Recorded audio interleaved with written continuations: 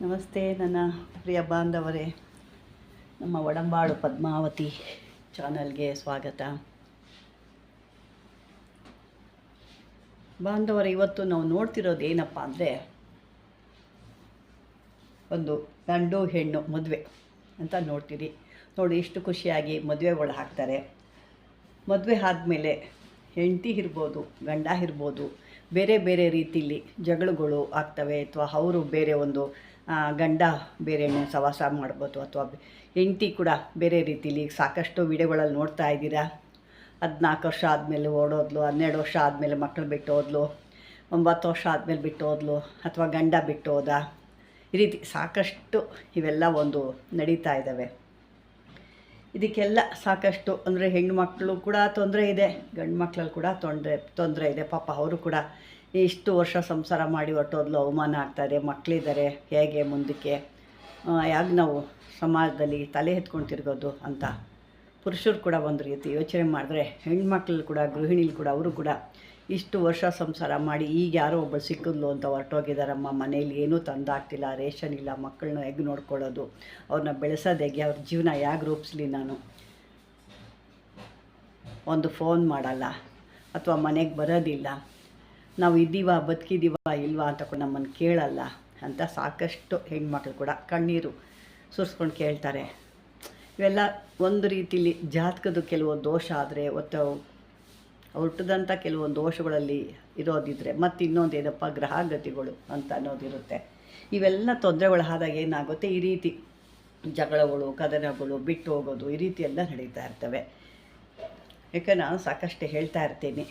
ಅಂಥದ್ರಲ್ಲಿ ನಾನು ಈಗ ಹೇಳೋದು ನಿಮ್ಗೆ ಏನಪ್ಪ ಅಂದರೆ, ಒಂದು ಸಣ್ಣ ಮಂತ್ರದಿಂದ ಅವ್ರನ್ನ ಹೊಲ್ಸೋಕ್ಕೆ ಪ್ರಯತ್ನ ಮಾಡಿ ಅನ್ನೋದು ನನಗೊಂದು ಚಿಕ್ಕದಾಗಿ ಹೇಳ್ತೀನಿ. ಅದಕ್ಕೊಂದು ಮಂತ್ರ ಕೂಡ ಇರುತ್ತೆ. ಈ ಮಂತ್ರ ನೀವು ಹೇಳೋ ಅಂಥ ದಿನ ಯಾವುದಪ್ಪ ಅಂದರೆ, ಅಮಾವಾಸ್ಯೆ ಕಳೆದ ಮೊದಲನೇ ವಾರ ಶುಕ್ರವಾರ. ಅಮಾವಾಸ್ಯೆ ಕಳೆದ ಮೇಲೆ ಬರೋ ಮೊದಲನೇ ವಾರ ಶುಕ್ರವಾರ ಬರುತ್ತಲ್ಲ, ಆವಾಗ ಹೇಳಬೇಕಾಗುತ್ತೆ. ಅಥವಾ ಹುಣ್ಣಿಮೆ ಕಳೆದು ಬರೋ ಮೊದಲನೇ ಶುಕ್ರವಾರ ಆದರೂ ನಡೆಯುತ್ತೆ. ಈ ರೀತಿ ಮಾಡಿಕೊಂಡು ಆವಾಗ ಹೇಳಬೇಕಾಗುತ್ತೆ ಈ ಮಂತ್ರನ. ಈಗ ಮಂತ್ರ ಹೇಗಿರುತ್ತೆ ಏನು, ಇದನ್ನು ಅಮಾವಾಸ್ಯೆ ಕಳೆದ ನಂತರ ಶುಕ್ರವಾರ ಅಥವಾ ಹುಣ್ಣಿಮೆ ಕಳೆದ ನಂತರ ಶುಕ್ರವಾರ ಅಂತ ಹೇಳ್ತಾ ಇದ್ದೀರಾ. ಅದನ್ನ ಏನು ಮಾಡಬೇಕು, ಹೆಂಗೆ ಮಾಡಬೇಕು, ಯಾವುದು ಅಂತ ಹೇಳ್ತಾ ಇದ್ದೀರಾ. ಬನ್ನಿ, ಇದಕ್ಕೇನು ಮಾಡಬೇಕು, ಈ ಹುಣ್ಣಿಮೆ ಕಳೆದಂಥ ಅಥವಾ ಅಮಾವಾಸ್ಯೆ ಕಳೆದ ಶುಕ್ರವಾರದಲ್ಲಿ ಹೇಳಿದ್ನಲ್ಲ, ಆವಾಗ ಈ ಕಲ್ಲು ಉಪ್ಪನ್ನು ತೊಗೋಬೇಕು. ತಗೊಂಡು ಈ ಮಂತ್ರ ಒಂದು ಹೇಳ್ತೀನಿ ನಾನು. ಆ ಮಂತ್ರನ ನೀವು 336 ಬಾರಿ ಹೇಳಬೇಕು. 336 ಬಾರಿ ಆ ಕೈಯಲ್ಲಿ ಇಟ್ಕೋಬೇಕು. ಕಲ್ಲುಪ್ಪು, ಪುಡಿ ಉಪ್ಪಲ್ಲ, ಕಲ್ಲು ಉಪ್ಪು. ಯಾಕೆಂದರೆ ನಮಗೆ ಆಗ್ಲಿಂದ ಬಂದಿರೋದೇ ಕಲ್ಲು ಉಪ್ಪು. ಪುಡಿ ಉಪ್ಪು ಬಂದಿರೋದು ಈಗ ಮಧ್ಯದಲ್ಲಿ. ಹಾಗಾಗಿ ಕಲ್ಲು ಉಪ್ಪಿನಲ್ಲಿ ನಡೆಯುವಂಥ ಶಕ್ತಿ ಪುಡಿ ಉಪ್ಪಿನಲ್ಲಿಲ್ಲ. ಹಾಗಾಗಿ ನೀವು ಕಲ್ಲು ಉಪ್ಪು ತೊಗೋಬೇಕು. ಈ ಕೈಯಲ್ಲಿ ಹಿಡ್ಕೊಂಡು, ಅದು ಯಾವ ಕೈಲಾದರೂ ಹಿಡ್ಕೊಳ್ಳಿ, ಬಲದ ಕೈಯೋ ಎಡ ಕೈಲೋ ಯಾವ ಕೈಲಾದರೂ ಹಿಡ್ಕೊಳ್ಳಿ. ಕೈಯಲ್ಲಿ ಮುಷ್ಟಿಲಿ ಹಿಡ್ಕೊಂಡು ಈ ನಾನು ಹೇಳೋ ಅಂಥ ಮಂತ್ರನ 336 ಬಾರಿ ಹೇಳಬೇಕು.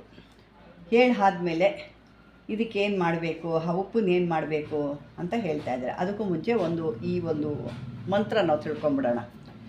ಕೈಯಲ್ಲಿ ಉಪ್ಪಿಡ್ಕೊಂಡಿದ್ದೀರಾ, ಉಪ್ಪಿಡ್ಕೊಂಡ್ಮೇಲೆ ಯಾವ ಒಂದು ಮಂತ್ರ ಹೇಳಬೇಕು ಕೇಳಿಸ್ಕೊಳ್ಳಿ. ಓಂ ಚಡಿ ಚಡಿ ಚಂಡಾಳಿ. ಆ ಒಂದು ಹೆಸರು, ಯಾರು ನಿಮ್ಮ ಗಂಡನ ಹೆಂಡತಿನ ಅವ್ರ ಹೆಸರನ್ನ ಹಾಕ್ಕೋಬೇಕು. ಓಂ ಚಡಿ ಚಡಿ ಚಂಡಾಳಿ ಹೆಸರು ಹಾಕ್ಕೋಬೇಕು.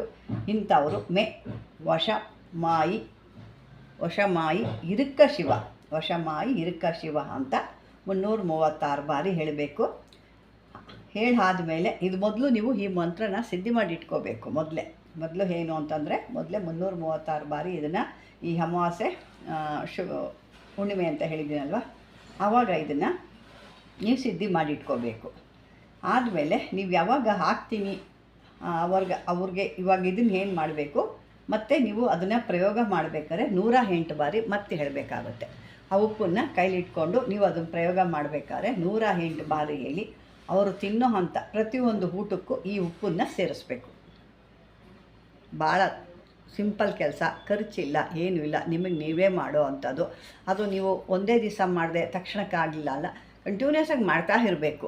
ಏಕೆಂದರೆ ಕೆಲವು ಗ್ರಹಚಾರಗಳು ಅಥವಾ ಕೆಲವೊಂದು ದುಷ್ಟಶಕ್ತಿಗಳು, ಕೆಲವೊಂದು ನೆಗೆಟಿವ್ ಇವೆಲ್ಲ ಇದ್ದಾಗ ತಕ್ಷಣಕ್ಕೆ ಅದು ಕೆಲಸಕ್ಕೆ ಬರಲಿಲ್ಲ ಅಂದರೆ ಪದೇ ಪದೇ ನೀವು ಮಾಡ್ತಾನೇ ಇರಬೇಕಾಗುತ್ತೆ. ಅದನ್ನು ನೀವು ರೆಡಿ ಮಾಡಿ ಮಂತ್ರ ಮೊದಲೇ ಸಿದ್ಧಿ ಮಾಡಿ ಇಟ್ಕೋಬೇಕು. ಅಮಾವಾಸ್ಯೆ ಅಥವಾ ಹುಣ್ಣಿಮೆಯಲ್ಲಿ ಹೇಳಿದ್ನಲ್ಲ ಆ ಥರ ಸಿದ್ಧಿ ಮಾಡಿ ಇಟ್ಕೊಂಡು ತಿರ್ಗಾ ನೀವು ಅವ್ರಿಗೆ ಪ್ರಯೋಗ ಮಾಡಬೇಕು. ಯಾರು ನಿಮ್ಮ ಹೆಂಡತಿನ ಗಂಡನ ಯಾರು ಅವರು ನಿಮಗೆ ವಶ ಆಗಬೇಕು ಅಂದರೆ ಓಂ ಚಡಿ ಚಡಿ ಚಂಡಾಳಿ ಹೆಸರು ಹಾಕ್ಕೊಳ್ಳಿ ಮೇ ವಶಮಾಯಿ ಹಿರುಕ ಶಿವ ಅಂತ ಹೇಳ್ಕೋಬೇಕು 108 ಬಾರಿ. ಆ ಪ್ರಯೋಗ ಮಾಡಬೇಕಾದ್ರೆ ಮಾತ್ರ 108 ಬಾರಿ ಹೇಳಿ ಅವ್ರು ತಿನ್ನೋ ಊಟಕ್ಕೆ ಪ್ರತಿಯೊಂದು ಸಾಂಬಾರು ಆಗ್ಬೋದು, ರೈಸ್ ಆಗ್ಬೋದು, ಪಲ್ಯ ಆಗ್ಬೋದು, ಚಿತ್ರಾನ್ನ ಏನೋ ಒಂದು ಊಟಕ್ಕೆ ಏನು ಹಾಕ್ತೀರಾ ಆ ಮಂತ್ರ ಮಾಡಿ ಇಂಥವ್ರು ನನಗೆ ವಶ ಆಗಬೇಕು ಅಥವಾ ಹೆಂಡತಿನ ಅಥವಾ ಗಂಡನ ಅಂತ ಹೇಳಿ ಹಾಕ್ಕೊಂಡು ಅವರು ತಿನ್ನೋ ಊಟದಲ್ಲಿ ಬಳಸ್ತಾ ಬರಬೇಕು. ಅದನ್ನು 1 ಸಾರಿ ಮಾಡಿದೆ 2 ಸಾರಿ ಮಾಡಿದೆ ಆಗೋಗಲಿ ಇಲ್ಲ, ಅಥವಾ ಒಂದೇ ಸರಿ ಮಾಡಿ ಇಟ್ಕೊಂಡ್ಬಿಡ್ಬೋದಾ ಅನ್ನೋದು ಅಲ್ಲ. ನೀವು ಒಂದೇ ಸಾರಿ ಮಾಡಿ ಇಟ್ಕೊಂಡ್ರು ತಿರ್ಗಾ ನೀವು ಅವ್ರಿಗೆ ಪ್ರಯೋಗ ಮಾಡಬೇಕಾದ್ರೆ ಊಟಕ್ಕೆ ಹಾಕ್ತಾರೆ ಮತ್ತು 108 ಸಾರಿ ಹೇಳಲೇಬೇಕಾಗುತ್ತೆ. ಒಂದೇ ಸರಿ 1-2 kg 1 kg ತಂದುಬಿಟ್ಟು ಅದನ್ನು ಮಂತ್ರ ಹೇಳಿ ಇಟ್ಬಿಡ್ತೀನಿ, ಹಾಕ್ಬೇಕಾರೆ ಕೊಟ್ಬಿಡ್ತೀನಿ ಆ ಥರ ಆಗೋದೇ ಇಲ್ಲ. ಇಲ್ಲಿ ಇದೇನಿದೆ ಅದನ್ನು ಮಾತ್ರ ಹೇಳ್ತೀನಿ ನಾನು. ನೀವು ಪ್ರತಿಯೊಂದು ಬಾರಿ ಮೊದಲು ಸಿದ್ಧಿ ಮಾಡಿ ಇಟ್ಕೊಳ್ಳಿ. ಓಕೆ, ನೀವು 1 kg ಹಾಕ್ಕೊಂತಾರೆ 2 kg ಹಾಕ್ಕೊಂತಾರೆ ಅದು ನಿಮ್ಮ ಇಷ್ಟ, ಸಿದ್ಧಿ ಮಾಡಿ ಇಟ್ಕೊಳ್ಳಿ. ಈಗ ನೀವು ಆ ಒಂದು ಉಪ್ಪನ್ನು ಹಾಕಬೇಕಾದ್ರೆ ಅವ್ರಿಗೆ ನಿಮಗೆ ಮತ್ತೆ ಬೇಕಾದಷ್ಟನ್ನ ಕೈಯಲ್ಲಿ ಹಿಡ್ಕೊಂಡು 108 ಬಾರಿ ಮತ್ತೊಮ್ಮೆ ಹೇಳಿ ಅವರ ಊಟದಲ್ಲಿ ಇದನ್ನು ಕೊಡಬೇಕಾಗುತ್ತೆ. ಇದು ಯಾವುದ್ರಲ್ಲಾದ್ರೂ ಕೊಡ್ಬೋದು. ಅಂಥ ತಿನ್ನೋವಂಥ ವಸ್ತುಗಳಲ್ಲಿ ಉಪ್ಪನ್ನ ಏನೇನು ಥರ ಬಳಸ್ತಾರೋ ಉಪ್ಪು ಇಲ್ದಿರೋ ಊಟನೇ ಇಲ್ಲ. ಉಪ್ಪು ಏನಿರುತ್ತೋ ಆ ಬಳಸೋವಂಥ ಎಲ್ಲ ಇದರಲ್ಲಿ ಕೂಡ ಇದನ್ನು ಬಳಸಿ ಅವರಿಗೆ ಕೊಡ್ಬೋದು. ಅದು ನಾನು ಹೇಳಿದ್ನಲ್ಲ, ಅದು 1 ಬಾರಿ 2 ಬಾರಿ 3 ಬಾರಿ ಅಂತಂದರೆ ಆಗದಿರೋರ್ಗೆ ಆಗುತ್ತೆ, ಆಗದಿರೋರು ಲೇಟ್ ಆಗುತ್ತೆ. ಅದು ನೀವೇನು ಮಾಡ್ತೀರಾ ಕಂಟಿನ್ಯೂಸ್ ಆಗಿ ಹಾಕ್ತಾನೇ ಇರಿ. ಬದಲಾವಣೆ ಬರೋವರೆಗೂ ಪ್ರಯತ್ನ ಮಾಡ್ತಾನೆ ಇರಬೇಕು. 1 ಬಾರಿ 2 ಬಾರಿ ಮಾಡಿಬಿಟ್ಟು ಪ್ರಯತ್ನ ಪಟ್ಟೆ ಆಗಲಿಲ್ಲ ಅನ್ನೋದಲ್ಲ. ನಿಮಗೆ ಇದನ್ನು ಸಹನೆ ಇದ್ದು ನಾನು ಸಹನೆಯಿಂದ ಮಾಡ್ತೀನಿ ಅನ್ನೋರಿದ್ದರೆ ಮಾತ್ರ ಇದನ್ನು ಮಾಡಿ. ಸಹನೆ ಇಲ್ಲ, ನಮ್ಮ ಕೈಲಿ ಆಗಲ್ಲ, 2-3 ಸಾರಿ ಇಷ್ಟು ದಿನ ತನಕ ಯಾರು ಮಾಡ್ತಾ ಅನ್ನೋದಿದ್ರೆ ದಯವಿಟ್ಟು ಅದನ್ನು ಮಾಡೋಕ್ಕೆ ಹೋಗಬೇಡಿ ಅಂತ ಹೇಳ್ತಾ ವೀಕ್ಷಕರೇ, ಈ ಒಂದು ಗಂಡ ಹೆಂಡತಿಲಿ ಅನ್ಯೋನ್ಯತೆ ಇಲ್ದಿರೋದು ಯಾರಿಗಿರೋಲ್ವೋ ಅಂಥವ್ರಿಗಾಗಿ ಮತ್ತು ಅವರು ಬೇರೆ ಒಂದು ಅಡ್ಡದಾರಿಲಿ ಹಿಡಿದು ಅಲ್ಲಿ ಜೀವನ ಹಾಳು ಮಾಡ್ಕೊಳ್ತಾ ಇದ್ದಾರೆ ಅನ್ನೋಂಥ ವಿಷಯಕ್ಕಾಗಿ ಇದನ್ನು ನಾನು ಕೊಟ್ಟಿದ್ದೀನಿ. ಯಾಕೆಂದರೆ ಇದನ್ನೆಲ್ಲ 2 ದಿವಸ ಒಂದು ಜೀವನ ಅಂತ ಇರುತ್ತೆ. ಆ 2 ದಿವಸ ಜೀವನದಲ್ಲಿ ಈ ರೀತಿ ಹೊರಗಡೆನ ಹೋಗಿ ಅಲ್ಲಿ ತೊಂದರೆಗಳು ಅನುಭವಿಸಿ ಇಲ್ಲಿ ಮನೇಲಿ ಇರೋರ್ಗೆ ಅಯ್ಯೋ ಅನಿಸಿ ಅವರೆಷ್ಟು ನೊಂದು ಬೆಂದು ಆ ಶಾಪಗಳೆಲ್ಲ ತಗಲಿ. ಯಾಕೆಂದರೆ ಮುಂದಿನ ಒಂದು ಇದ್ರಲ್ಲಿ ನಾನು ಗರುಡ ಪುರಾಣದ ಕೂಡ ಹೇಳ್ತೀನಿ, ಯಾವ್ಯಾವ ಕರ್ಮ ಮಾಡಿದ್ರೆ ಯಾವ್ಯಾವ ಪಾಪಗಳು ಯಾವ್ಯಾವ ತೊಂದರೆಗಳು ಕೊಡ್ತಾರೆ ಅನ್ನೋದು ಕೂಡ ನಾನು ಮುಂದಿನ ಒಂದು ವಿಡಿಯೋದಲ್ಲಿ ಹೇಳ್ತೀನಿ. ಹಾಗಾಗಿ ಇದನ್ನು ಆದಷ್ಟು ಇಂಥದ್ದೆಲ್ಲ ಮಾಡಲಿಕ್ಕೆ ಹೋಗ್ಬಿಡಿ. ಪಾಪನೇ, ಕರ್ಮ ಹೇಳ್ತಾರಲ್ಲ, ಕರ್ಮ ಎಲ್ಲಿದ್ದರೂ ಬಿಡಲ್ಲ, ಒಂದಲ್ಲ ಒಂದು ದಿವಸ ಬಂದು ಹೊಡೆಯುತ್ತೆ ಅನ್ನೋದು, ಹುಡ್ಕೊಂಬಂದು ಹೊಡಿತದೆ ಅಂತ ಹೇಳ್ತಾರೆ. ಹಾಗಾಗಿ ಆ ರೀತಿ ತೊಂದರೆ ಕೊಡಬೇಡಿ. ಯಾಕೆಂದರೆ ಈಗ ಕೈ ಕಾಲು ಚೆನ್ನಾಗಿದ್ದಾಗ ನಾವು ಇಷ್ಟೆಲ್ಲ ಆಟ ಆಡ್ತೀವಿ. ಆದರೆ ದೇವರು ಒಂದೊಂದೇ ಕಿತ್ಕೊಳ್ತಾ ಬಂದಾಗ ಮತ್ತೆ ಹಳೆ ಗಂಡನ ಪಾದವೇಗತಿ ಅಥವಾ ಹಳೆ ಹೆಂಡತಿಯ ಪಾದವೇಗತಿ ಅಂತ ಬೀಳ್ತೀರಾ. ಆವಾಗ ಅವರು ಆ ಮನಸ್ಸಲ್ಲಿ ನೀವು ಕೊಟ್ಟಿದ್ದ ನೋವುಗಳೆಲ್ಲ ಇರುತ್ತೆ. ಅವರು ಅದನ್ನು ಯಾವ ರೀತಿ ನಿಮಗೆ ತೋರಿಸ್ಕೊಳ್ತಾರೆ, ಆವಾಗ ಆ ನರಕ ಅಲ್ಲಿ ಶುರುವಾಗುತ್ತೆ. ದಯವಿಟ್ಟು ಅಂಥ ಒಂದು ಕೆಟ್ಟು ಒಂದು ಸೌಂದರ್ಯಕ್ಕೆ ಮರಳಾಗೋ, ಹಣಕಾಸಿಗೆ ಮರಳಾಗೋ, ದೇಹದ ಒಂದು ಇದಕ್ಕೂ ಮರಳಾಗೋ ದಯವಿಟ್ಟು ಅಂಥದ್ದು ಮಾಡ್ಕೋಬೇಡಿ. ಜೀವನನ ಚೆನ್ನಾಗಿ ಮಾಡಿರೋ ಅಂಥ 2 ದಿವಸ ಜೀವನನ ಸರಿಯಾದ ರೀತಿಯಲ್ಲಿ ಉಪಯೋಗಿಸ್ಕೊಂಡು ಒಳ್ಳೆಯ ಮಾರ್ಗದಲ್ಲಿ ನಡೀರಿ. ನಿಮ್ಮನ್ನು ನೋಡಿ ಸಾಕಷ್ಟು ಜನ ಪಾಠ ಕಲೀಲಿ ಅಂತ ಅನ್ನೋದೇ ನಮ್ಮ ಒಂದು ಉದ್ದೇಶ, ಈ ಒಂದು ವಿಡಿಯೋ ಉದ್ದೇಶ. ವೀಕ್ಷಕರೇ, ಈ ಒಂದು ವಿಡಿಯೋ ನಿಮಗೆ ಇಷ್ಟವಾದರೆ ಲೈಕ್ ಮಾಡಿ, ಶೇರ್ ಮಾಡಿ, ಯಾವುದೇ ಇದರಲ್ಲಿ ಡೌಟ್ ಬಂದರೂ ಕಾಮೆಂಟ್ ಬಾಕ್ಸಲ್ಲಿ ಹಾಕಿ ಅಂತ ಹೇಳ್ತಾ ಇದುವರೆಗೂ ನೀವು ವಿಡಿಯೋನ ವೀಕ್ಷಣೆ ಮಾಡಿದ್ದಕ್ಕೆ ಧನ್ಯವಾದಗಳು ನಮ್ಮ ಬಾಂಧವರೇ.